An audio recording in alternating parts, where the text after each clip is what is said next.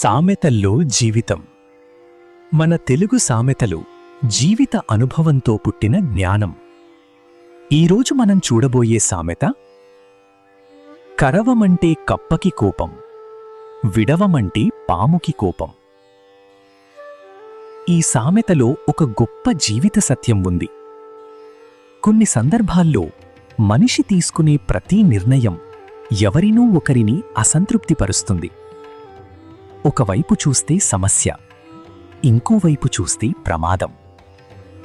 అంటే ఏది చేసినా విమర్శలు తప్పవు.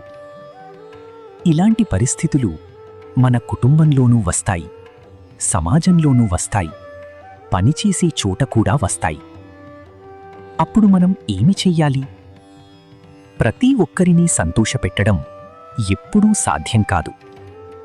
అందుకే మనస్సాక్షి చెప్పిన దారిలో న్యాయంగా నిర్ణయం తీసుకోవాలి. అప్పుడు మాత్రమే మన జీవితం స్థిరంగా ఉంటుంది. ఈ సామెత మనకు చెబుతుంది, ప్రతి నిర్ణయంలో అందరి ప్రశంస కోసం కాదు, సరైన దానికోసం నిలబడాలి. అది సామెతల్లో జీవితం.